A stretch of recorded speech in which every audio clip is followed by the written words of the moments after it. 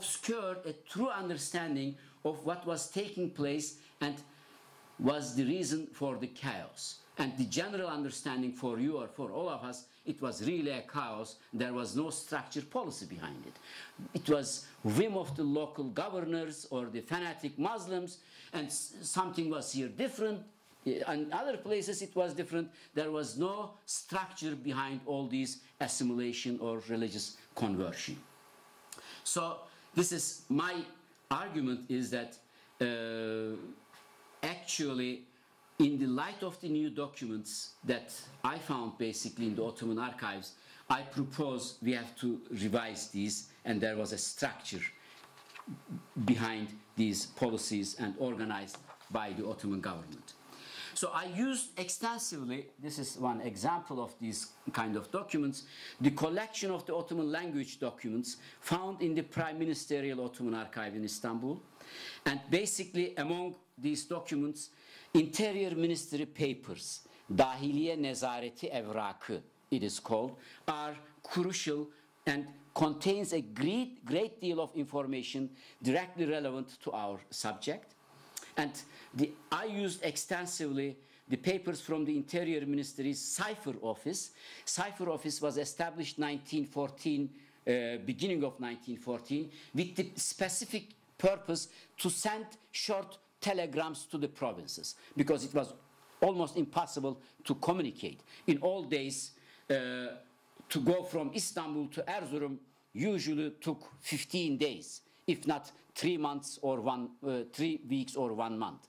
So in order to accelerate the communication with the provinces, they developed this cipher office system, and they were sending this sort of telegrams, short couple of sentences, and orders were sent. So this is the Interior Ministry's Cipher Office, and the other is the various branches of the Interior Ministry, General Security Directorate, the Emniyet-i Umumiye Müdürlüğü. So based on these both offices, I argue that there was a very well thought structure behind the assimilation. And I will briefly talk on two different kinds of assimilation. One is the religious assimilation, so the conversion into Muslim religion, and secondly, assimilation policy towards male and girl children. Two different categories. But depends on time, maybe I might stop only with the religious aspect of the issue. The religious conversion. It was systematically applied throughout changing means. At the start of the deportations, the changing of Armenians' religions were permitted. It was allowed to convert into Muslim. And religion, it was a way of surviving. And in the settlement area, Syria, even without religious conversion of the Armenians, assimilation was planned and implemented. This is maybe something new. Actually, Raymond Kevorkian wrote on that topic a little bit, not much. We are hoping that in his forthcoming book we can learn more. There was a definite assimilation policy in Syria, especially beginning August and all the way down maybe 1916 January. For a period of 5-6 months, they tried to implement an assimilation policy, and religious conversion was not obligatory. And I will give you the examples of in the documents also. So, in particular, another the religion of female and male children was forcibly changed, their religion, the children's, and the marriage with Muslims were imposed. And it was also a central organized policy. So throughout the entire process, deportations and destructions, the concept of, throughout the entire process, the Ottoman terms for assimilation, temsil or temessül, throughout used in Ottoman documents. Clearly, I mean, they didn't hesitate, they didn't cover these. They openly wrote the term temsil or temessül as the purpose of their policy in certain regions. So, and in assimilation, it is claimed to be an inseparable part of the Armenian deportations. If assimilation is claimed to be an inseparable part of the Armenian deportations and annihilation, it is also then important to answer the question of the relationship between assimilation and destruction, physical destruction, how it worked. My belief, this is one of my central arguments, is that the ruling party, the Union and Progress Party, took the principle of governability as its lodestone. When faced with a situation wherein they believed that the policy of assimilation constituted a danger, they put an end to it and turned toward the choice of physical annihilation. At a clear stage of physical annihilation, in situation where they believed that those who remained behind were not problematic from the point of view of governability, they again favored assimilation policies, especially in religious conversion.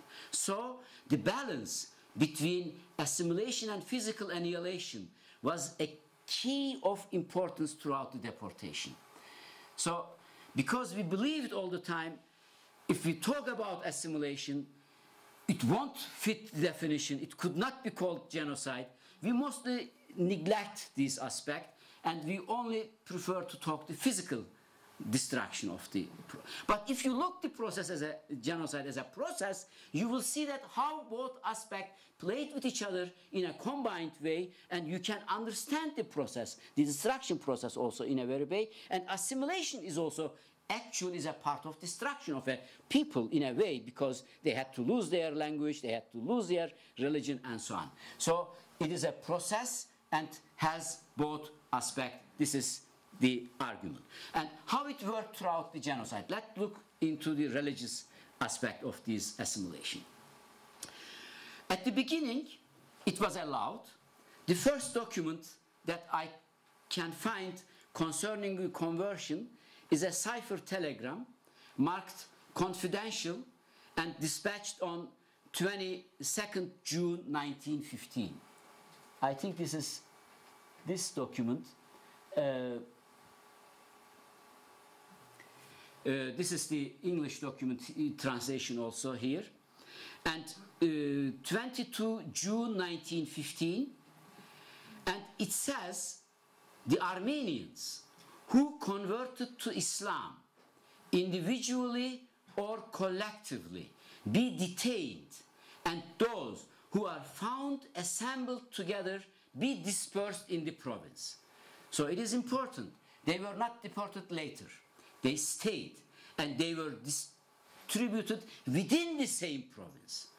We have a lot of documents regarding that issue. For example, especially a lot from the Black Sea region, from Samsun, Ordu, Fatsa, dozens of documents, because some Muslims writing for their Armenian neighbors, asking their governments, or the Armenians. I have a couple of documents signed by Armenians saying that, look, we are so good citizens of the Ottomans, and we also already converted, and we are now Muslims. We know that there is an order to distribute us within the province, but we want to live with our family together. Please don't distribute us within the province. So there are a lot of documents in that regard. They were kept in the province, but distributed within the province itself. And this is the telegram from 22nd June 1915. And we also know from the German and from American documents that indeed at the beginning phase there was a huge wave of conversion into Muslim religion. And this policy but changed. They stopped, as you all know, the conversion as a voluntary, quote-unquote, voluntary choice for the Armenians, and it was the first telegram sent on 1st July 1915. A telegram sent by Interior Minister informed the provinces with a general circular that religious conversions are being halted, and orders that even Armenians wish to convert from this date, not before, from that date, even they wish to convert, they would be subject to deportation. And after this general circular prohibiting religious conversion, orders with the same contents were separately sent anew in response to individual particular questions coming from provinces. So there are dozens of documents. Each governor, kaymakam, county director asks special question because some of them for goodwill, they want to keep the Armenians there. And in each time, Talat, the interior minister, was ordering, no, no, no, send them away, send them away. So for this reason, after the general order from 1st July 1915, a second circular was sent 22nd July to all regions with the code secret to be taken care of personally, and it communicated no permission was to be allowed at all for religious conversion, and it was necessary for the converts to be immediately deported. So I don't want to go into details, but this policy changed in November 1915 again. So we have a policy between 1st July, banning the religious conversion, goes all the way through end of October, beginning of November. So at the beginning, Interior Ministry informed the regions, it says, okay, religious conversion is possible again. And it says the practice of the procedure of conversion of Armenians in due form is suitable from the end of October. This is from a document. So later, this was sent to Bolu, to only one province. And 4 days later, 4th November 1915, again a confidential telegram sent to all regions, and the telegram which began with, quote, the points below concerning the conversion of Armenians must be taken into consideration. Number one was that the conversion to Islam of those who remained in the neighborhoods where they resided from of old and were not deported is accepted. So they changed again, beginning of November, it was allowed. But there they brought some restrictions. This was the issue because people on the field get confused, or the consulates get confused, but there was direct orders in that regard. And restrictions were following in the order. I'm not going into detail, but basically the police investigation. Almost for each individual cases, there was a detailed police investigation conducted about every single person, and the decisions were made accordingly. It also shows this structural policy behind the assimilation. How was the assimilation policy in Syria? This was the policy regarding the Anatolia, from where Armenians were deported. There were certain differences for the Syria.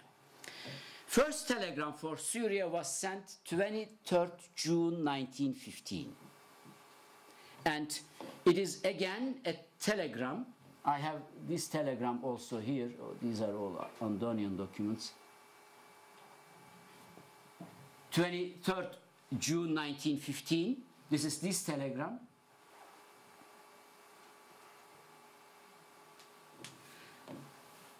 It is important. The majority of Armenian deportees hasn't arrived to Syria yet at that date. This is the mid of July, and big caravans still on their ways. And this is an order for the assimilation in Syria, and there is no religious conversion. And telegram has the following order. The Armenian population from the same counties and districts of a province is to be broken up and settled in different regions. For example, from Zeytun or from Trabzon, from Erzurum, the survivor came to Aleppo, and they were not allowed to remain in the same place. This one group were distributed in different, taken apart, and were sent to different places. Then it says that the Armenian from the same counties and districts is to be broken up and settled in different regions, and no space or permission is to be given for the opening of Armenian schools in their areas of the settlement. So there is a settlement policy, but there should be no Armenian schools. And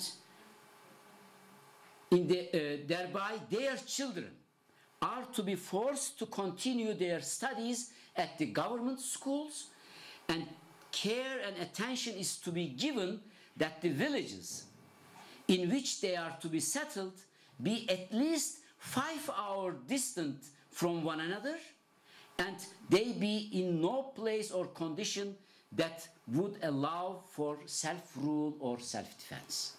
So it must be such a places that the attack could be easy and possible. And there were no religious forcible conversion, and Armenian should remain Christian. We know from the survivor accounts actually it did in that way. But finally the telegram ends with the instruction that it is to be destroyed after its content have been communicated to the necessary parties. So it's very interesting. I found 3 major documents related to assimilation, and these are all secret telegrams actually, coded telegrams. You had a special code to encipher these. Anatolian published, this is for example one of the codes, their numbers. You have to have the codes in order to decipher all these documents. And these coded telegrams, even the coded telegrams had to be burned. And these are all the telegrams related to assimilation. All other documents, there was not a special order for their destructions, but 3 telegrams related to assimilation ends with this special remark. I don't know, maybe we can talk about the reason. With the instruction that it is to be destroyed after its contents have been communicated to the necessary parties.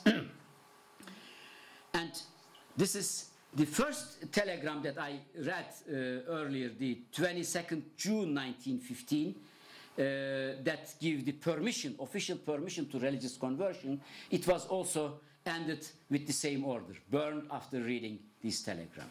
And this is the second one, and the dates also very interesting. There is only 1 day of difference. One, the allowance of religious conversion to Islam in Anatolia, 22nd June, and the other, the assimilation policy for Syria, 23rd of June, and both should be destroyed after their reading. And in the first one, it is allowing into Muslim religion, conversion was allowed. In this one, even there was not, conversion was even not necessary, because they didn't thought that it is a big problem for them to have a certain amount of Christians in that region. So this was the beginning phase. So this is how we see that there is a structure behind all this process. So 1 week after this, a more extensive second telegram containing additional orders of the Supreme Military Command was sent, which formulated in a more open manner the principle of the assimilation policy. In this telegram, the military high office gave the following instructions. The addition of the following articles to the decisions about the Armenians is communicated from the Supreme Military Command. This is the cipher telegram, starts like that. And number 1, the language of domestic and foreign communication and correspondence is to be Turkish for those Armenians who have been or are to be removed and dispersed from the eastern Anatolia provinces adjacent to the Russian border, Zeytun, Syria. Hereafter, I will use the term Damascus maybe. So it continues, Adana and the coastal areas. So all Armenians deported from these regions, when they arrived Syria, their language must be Turkish. They must speak Turkish. Second, absolutely no permission shall be given for the establishment of Armenian schools in the areas in which the Armenians are to be resettled, and all Armenians' youth are to be educated in government schools. Number three, at present permission is given to publish Armenian language newspapers only in Istanbul. Armenian newspapers in other provinces are to be prevented. So this is also another very structural order how this assimilation policy should be implemented in these regions. However, this policy in Syria will later be abandoned. The first change was in form of giving permission for religious conversion. Parallel to the development in the places where still there were some Armenians in Anatolia, the same order sent to Syria also, November 4th, 1915, to all regions, religious conversion was allowed. So for Syria also, there was a special order to allow Armenians, if they voluntarily want to convert into Muslim religion. In another special telegram, on 21st December 1915, to the provinces determined to be the new settlement areas, Derzor, Syria, Damascus, Aleppo, and so on, for the Armenians, they were informed that a decision was taken, and the decision was following: to accept, in accordance with the plan, the conversion of the Armenians who desire this from those who arrived for the purpose of settlement from other places after the date of their arrival in the new areas. So another official document that it was allowed them to convert into Muslim religion.